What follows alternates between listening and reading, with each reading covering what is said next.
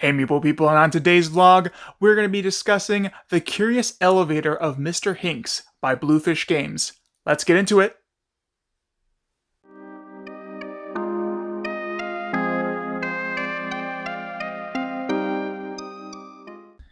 Hello Meeple people, and today we are discussing The Curious Elevator of Mr. Hincks by Bluefish Games. And we're not going to show really any of the components because this is a puzzly game, and you go through it, and once it's like a one-time experience, so we really don't want to ruin it for our viewers. But let's go ahead to Sarah and see what she thought of the game so far, or as actually we finished it, so it'll just be her final thoughts. All right, let's go to her. So this is actually, I think, the third time we've recorded a video about this because there was just so much content in this box. So every time that we worked on it a little bit and didn't finish, we were like, man, this is taking longer than we expected to complete this. And we didn't want to hold on to the product without putting out any video because this was given to us as sort of like a review copy. So we've put out two previous videos at like points in the game where we had not completed it yet. And we were just talking about our progress up to that point and what we were thinking about this experience so far. So I would recommend, if you're really interested in learning more about this game and what we thought about it, to check out those. I'm pretty sure it was two previous videos. Maybe one, I'm not quite sure. I don't remember. But I feel like that's indicative of like my main point about this experience is that there was so much in this box to experience, and it's kind of a small box. It's not like huge or anything like that. But there were so many puzzles to work through, and there were so many things to discover in this box that I was honestly like really, really surprised by this experience. If you like sort of like those escape room games, or if you like the physical puzzles that are in those types of games, I highly recommend this, because not only was there just a huge amount included in this game, but some of it was really unique and pretty cool too. So here's a little spoiler alert if you want to go through this. Maybe just like fast forward the video or whatever. But one thing that I thought was just like insanely cool was that there was actually a piece of paper included in this. And once you figured out what the hint or the puzzle was around that piece of paper, you actually had to submerge that paper in water, and then certain parts of the paper absorbed water like better than the other parts of the paper. So it actually like highlighted different letters that were on the paper. And then you used those letters to come up with a word that sort of like unlocked that level, right? So that was like just one of the many very cool puzzles that were included in this box. And there were a lot of other ones too. That's kind of why we took so long to do it. I think the last time we actually talked about this was probably several months ago. And it's just because we just, a little bit at a time, we would just like work through a puzzle here or a level there. The way that it's organized is that there are multiple levels, and it's an elevator. So when you get to one level of the puzzle, you'll need certain materials that are in the box, and then you'll need digital clues, which are provided on a website for this. So you get to like the level, and when you get there, you figure out which physical items you need from this box, and then those in conjunction with the digital clue you're given for that level, they sort of like prompt you to work out some kind of puzzle.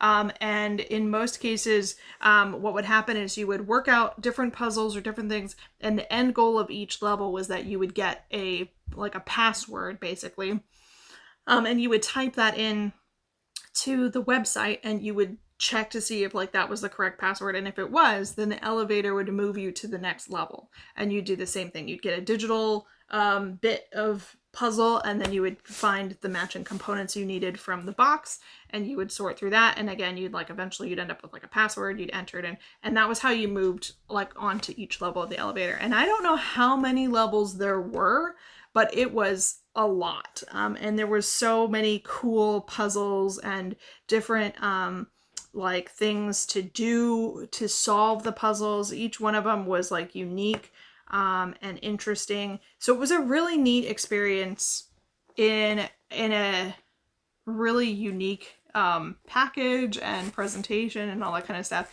And it had sort of this like nebulous storyline where we were encountering the curious elevator of this Mr. Hincks, who's kind of like this strange, like Eccentric. yeah, very eccentric character who has made this elevator and all of these puzzles and everything that we're interacting with as we go through. So it kind of unfolded this sort of loose storyline about Mr. Hincks and about like this adventure that he's basically invited us on to go with him as we explore the curious elevator of Mr. Hincks. So it was really, really neat experience. If you like escape room games, if you like puzzles, if you like and when I say escape room games, I mean both like the tabletop escape room games that have come out over the last several years and like actual escape rooms. If you like either one of those or both of those, I highly, highly recommend this, especially because this was given to us as a review copy, but I was curious as to how much it costs. I looked it up. It was, I believe it was $38 to order this off of their website. And so that's the cost of like 1.5 tickets to go to like a physical escape room, where we live. And it is probably between like 2 and 3 physical copies of like an escape room tabletop game. But this took so much longer than any of those do. Like the exit games or whatever, they take like an hour, right?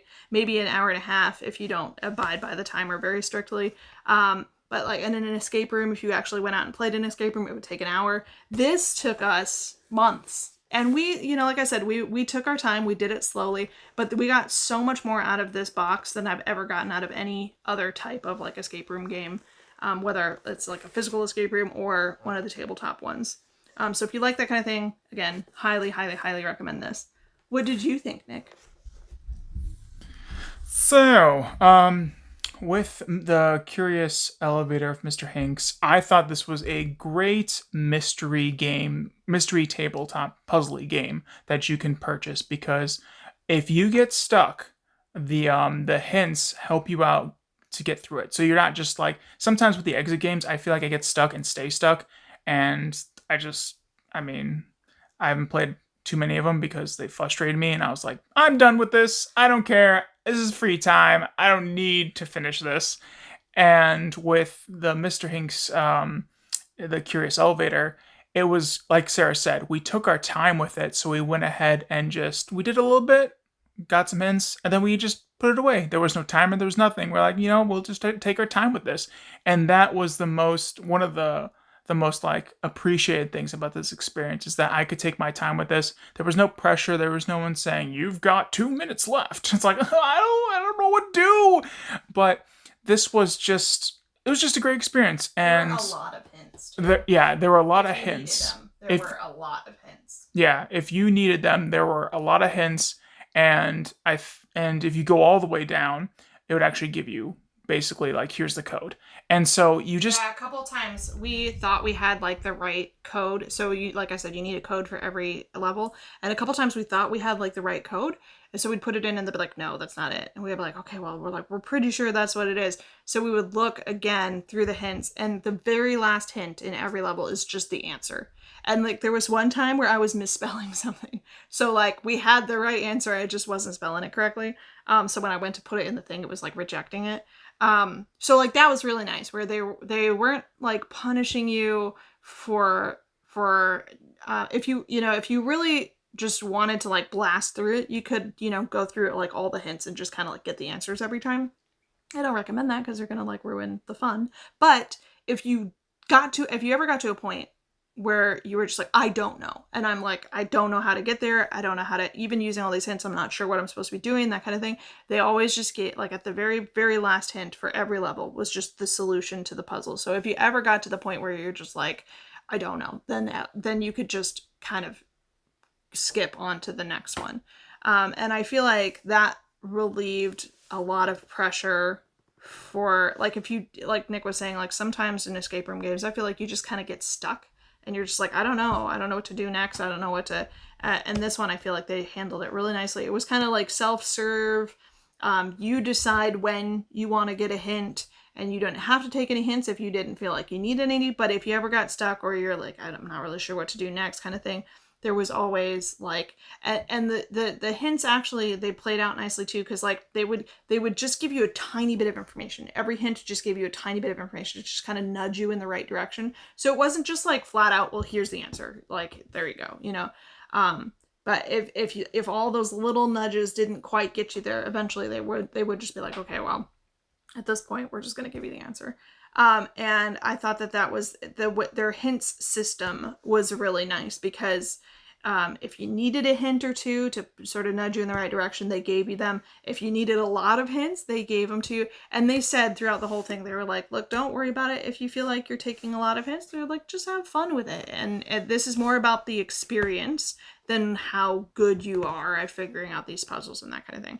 And as a person who doesn't have a ton of patience for this kind of thing all the time, it was nice not to feel that pressure of like, you know, there was no time constraints to it. There wasn't like a, if you get stuck, you're screwed, or you have to figure this out on your own kind of thing. It was all this very gentle, casual, hey, let's just have fun while we do some puzzles and figure some things out.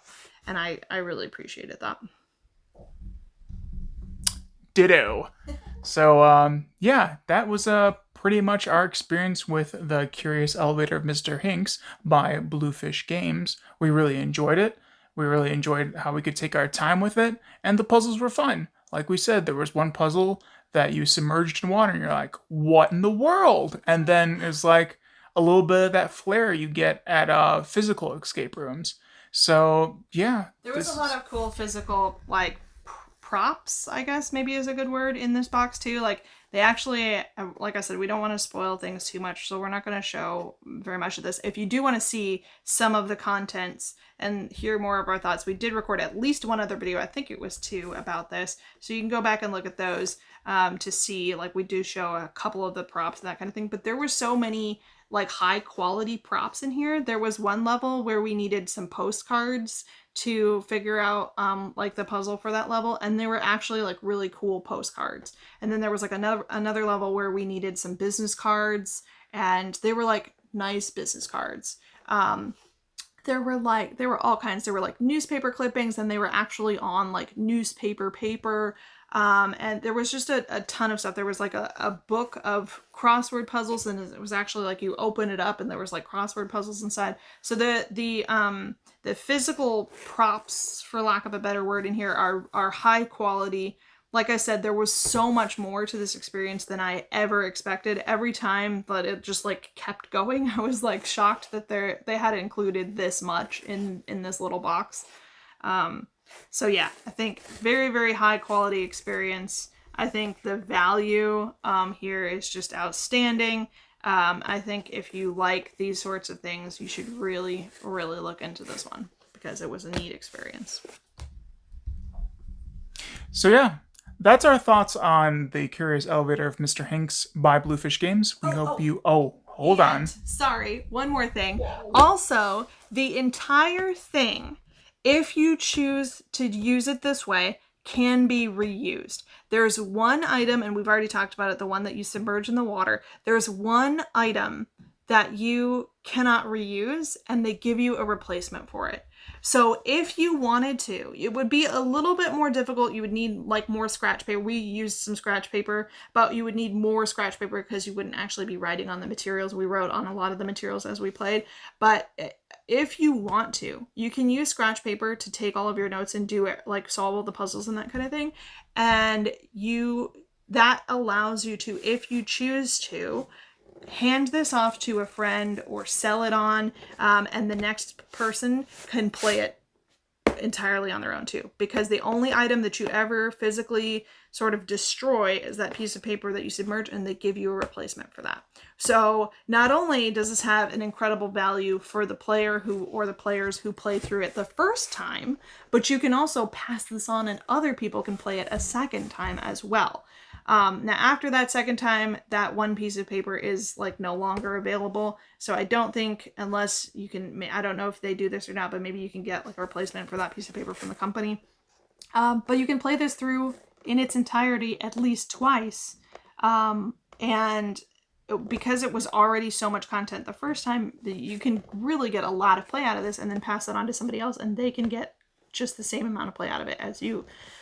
Which, usually in these kind of games, that's not the case. Usually it's a one and done sort of thing. So I thought that was a really, really generous thing to do as well, to be like, hey, you could play this through it once and trash it like you do all these other ones. Or if you're a little bit more, if you spent a little bit more effort, you could actually pass this on to like a friend, a family member, sell it on, that kind of thing. So I thought that was super generous of the company as well. Very cool. So yeah, that was our final thoughts and all of our thoughts on the Curious Elevator of Mr. Hincks. We hope you all enjoyed this quick little discussion video on this, and we'll have links to this in the description below, as long as also is BGG link. But yeah, we hope you're all enjoying this new year also, and hopefully it will be a great one. But yeah, we'll talk to y'all later and see y'all next time. Toodles!